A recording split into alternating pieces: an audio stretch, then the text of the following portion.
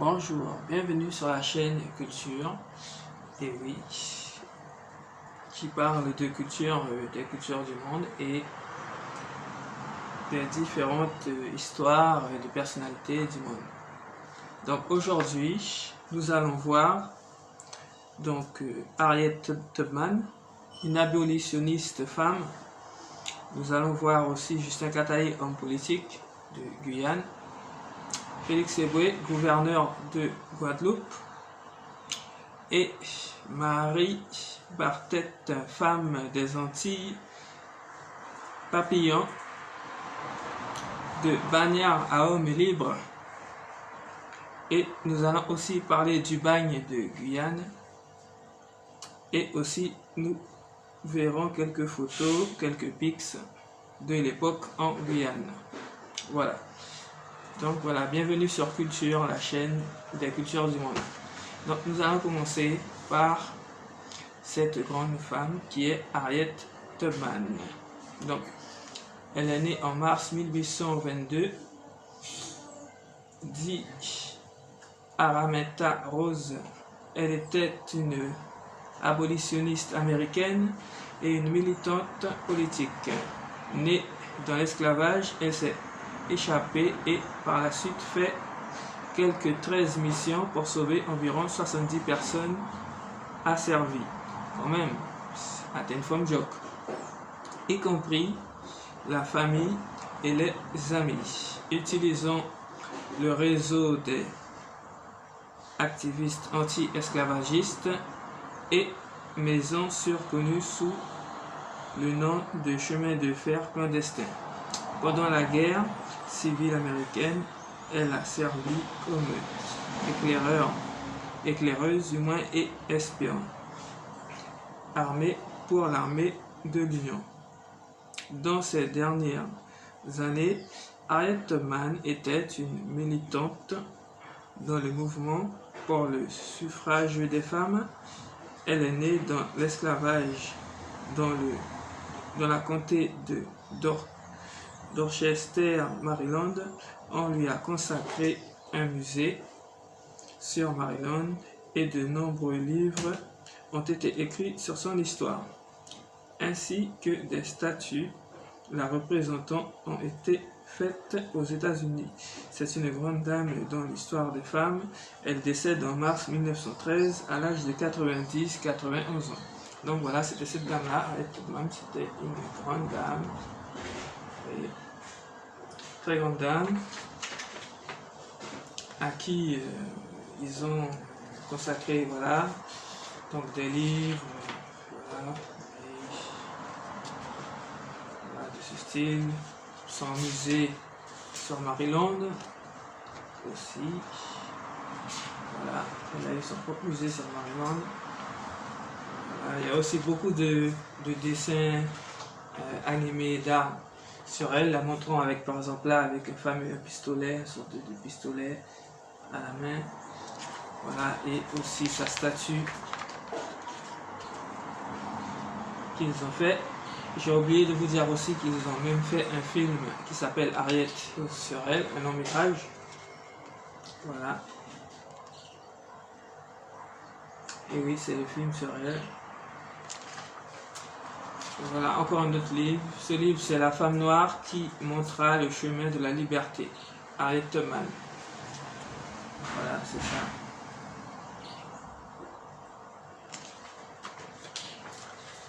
Voilà. Et à ce qui paraît, elle avait un cousin qui s'appelait John Tubman. Il est sur cette photo-là avec cette dame. On ne connaît pas vraiment voilà, son histoire, mais apparemment c'est quelqu'un de sa famille. C'est un cousin ou frère. Voilà. Donc voilà, on regarde toujours des images de cette grande dame. Là, c'est peut-être à ces dernières années, à 90, 91 ans, même peut-être 80 ans. Voilà. Et en finir avec ça, c'est un livre qui a été écrit sur elle aussi. C'est Harriet Tubman, Portrait of an American Heroes. Bound for the Promised Land. Voilà, un livre qui a été écrit sur elle aussi. Ça. Voilà, donc ça reste quand même une dame énorme, une dame, une grande dame. Voilà, ben dans Culture, nous continuons. Et nous allons voir à présent Justin Cataillé, homme politique de Guyane.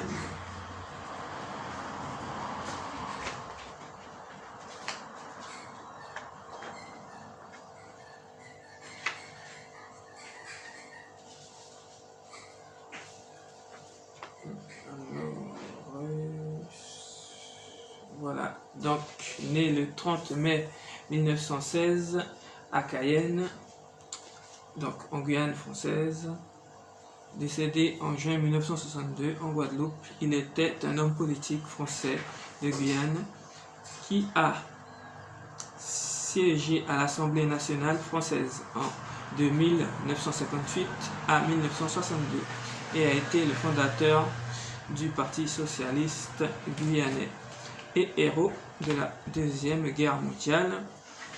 Il est mort lors d'un crash du vol 117 d'Air France dans une montagne en Guadeloupe en juin 1962. Un collège porte son nom, le collège Justin Cataillé. Et voilà, nous allons voir ensemble ce grand monsieur de Guyane qui est Justin Cataillé.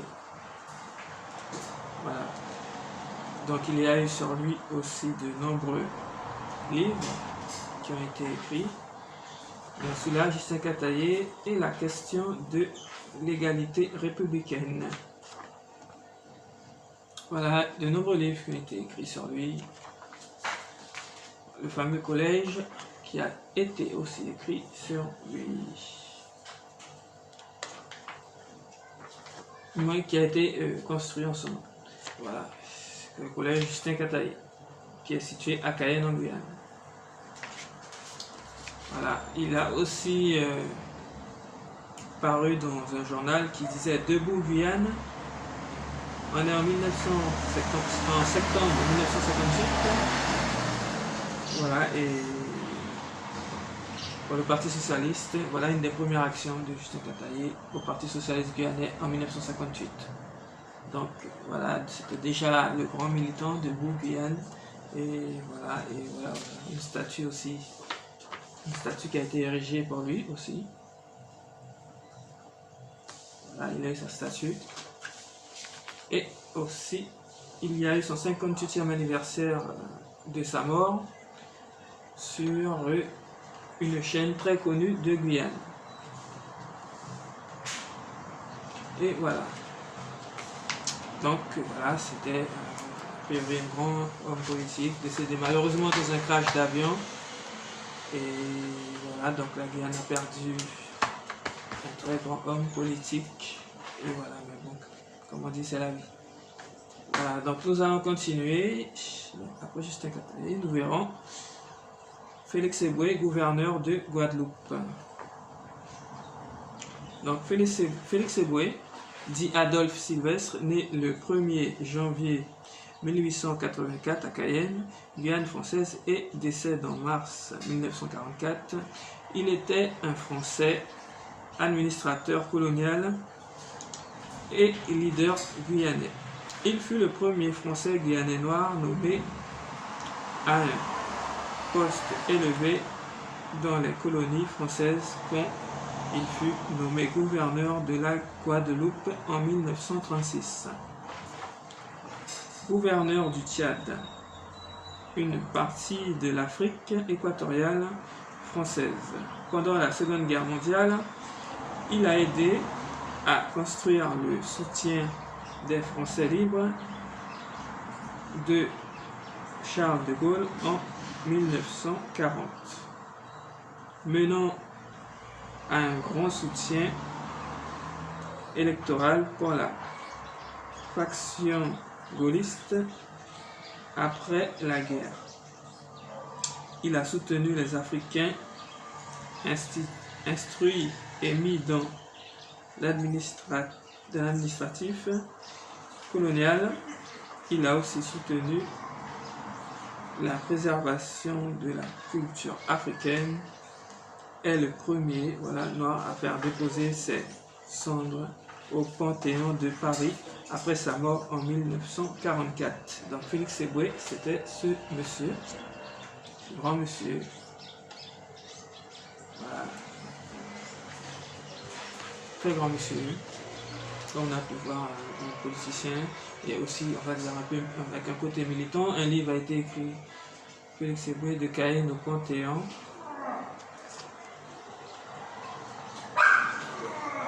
Voilà. Il y a eu aussi un aéroport, voilà, érigé pour lui en Guyane, l'aéroport Cayenne Félix Éboué. Voilà. Voilà, aussi une statue aussi, à sa faveur, en son honneur, en son hommage. Elle est à la place, située à la place des Palmis. Voilà, une jolie statue de cet homme politique. Et voilà, il y a eu aussi, et oui, on s'y attendait pas, même moi.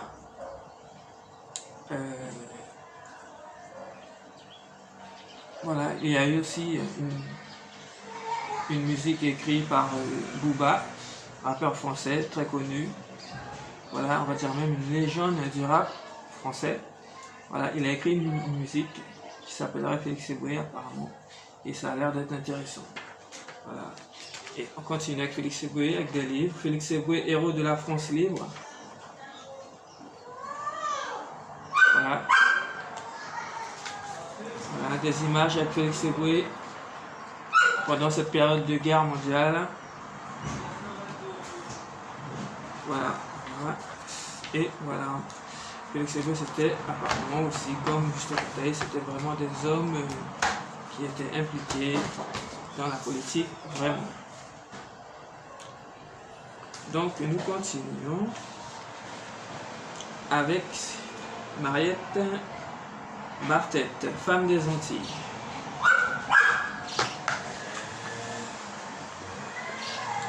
Alors, Mariette Bartet, c'était cette dame-là. Je peux vous montrer, c'est la seule photo que j'ai réussi à trouver d'elle. Voilà. Il faut savoir que donc à la fin du 19e siècle, près de 2000 femmes furent envoyées en Guyane pour peupler la colonie en se mariant à d'anciens bagnards. La dernière d'entre elles fut cette fameuse Marie Bartet, née en 1863 à Oloron-Sainte-Marie. Voilà. Et voilà, c'est son histoire. Donc apparemment c'est une dame qui a été envoyée depuis les Antilles en Guyane, voilà, pour pouvoir peupler la colonie. Voilà. Et apparemment c'était des dames qui devaient se marier avec des anciens bagnards, c'est-à-dire des anciens prisonniers bagnards en Guyane. Voilà. Donc c'est peut-être, voilà, c'était à l'époque. On ne peut pas juger, dire voilà, que c'est pas bien et tout. Voilà. Après c'est vous, si vous trouvez que c'était un peu chelou à l'époque, vous pouvez laisser des questions sur la chaîne YouTube Culture la chaîne et Instagram aussi, qui est, vous tapez Culture la chaîne.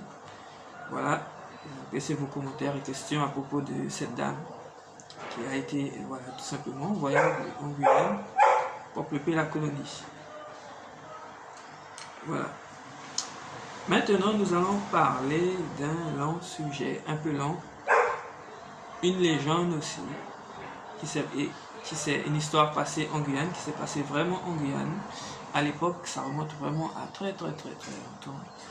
Et c'est la légende de Monsieur Henri Charrière, dit le bagnard nommé Papillon. Que voici.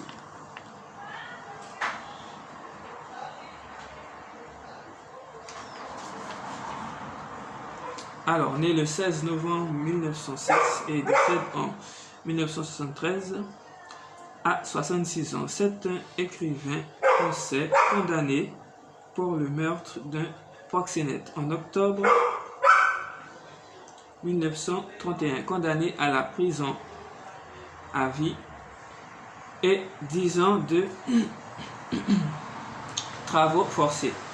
Il épousera Georgette Fourel en décembre 1931 et divorce en juillet 1970 par décision du tribunal de grande instance de Paris. Il fait la prison à Beaulieu à Caen et a été transféré en 1933 à la prison de Saint-Laurent-du-Maroni en Guyane, sur la rivière Maroni, dans le quartier pénitentiaire de la Guyane française.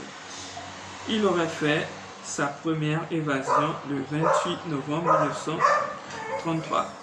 Et oui, c'est ce qu'il a rendu, même après sa légende, le fait qu'il a tenté de s'évader.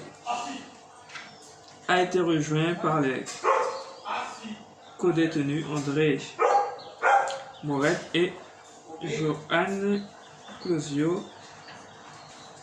et 37 jours après, le trio fut capturé par la police colombienne au village de Rio Aca.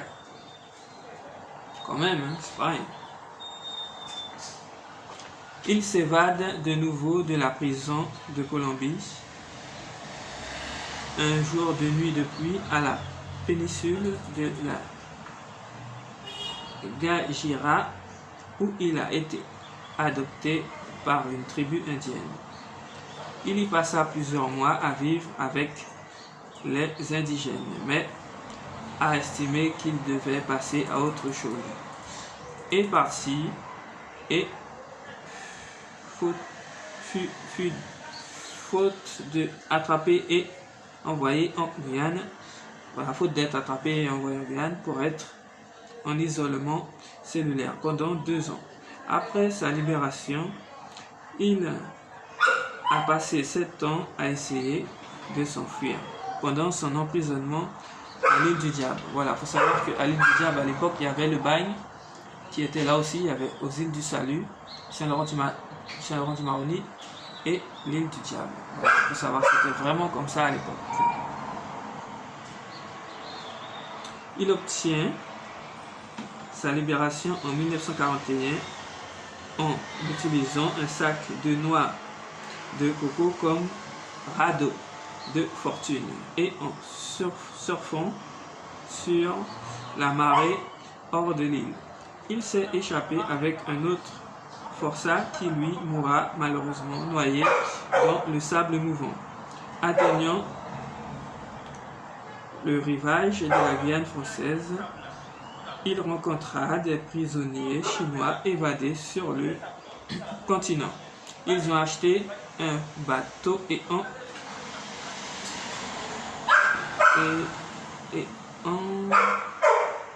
marié à Georgetown, Guyane britannique. Voilà, donc ils ont donc Papillon avec les évadés chinois, comme on voit. Donc voilà, il y a une rencontre avec ces Chinois là, évadés aussi comme lui, et qui a fait que ils ont acheté un bateau pour pouvoir, je pense, voilà, tout simplement continuer leur échappée.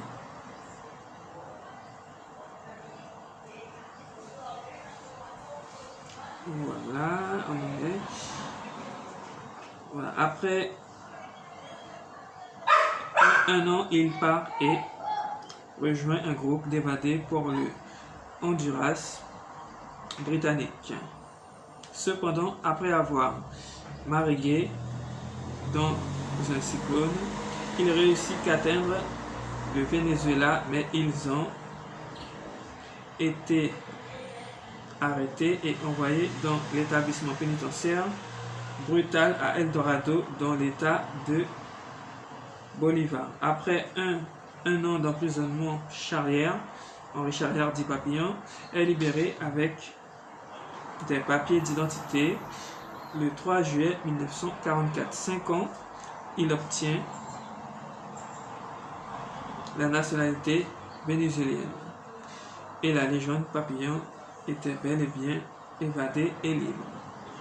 Voilà, donc lui c'est un autre, c'est une grande histoire. Il y a eu des films, des livres, beaucoup de trucs. C'était un homme, un grand homme. C'est vrai, c'était de bagnards. En général, les bagnards, c'est des hommes qui ont fait soit des vols, des crimes, voilà, c'était vraiment le dernier recours, on va dire. Et c'est là qu'on les mettait. Mais voilà, c'était un grand homme et il s'est évadé et finalement, il y a eu des livres écrits sur lui. Je crois même qu'il a écrit un livre aussi qui s'appelle Papillon sur lui. Et ça l'a rendu très connu, d'où un film au cinéma avec Steve McQueen, long métrage américain. Voilà, avec Steve McQueen sur Papillon. C'est impressionnant. Voici un des livres avec lui, Banco, la suite de l'aventure de Papillon.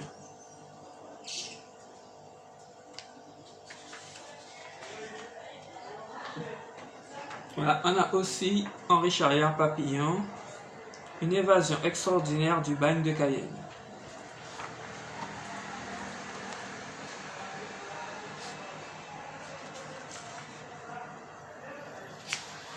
Voilà, donc c'était le chapitre Papillon sur la légende Papillon, l'évadé du bagne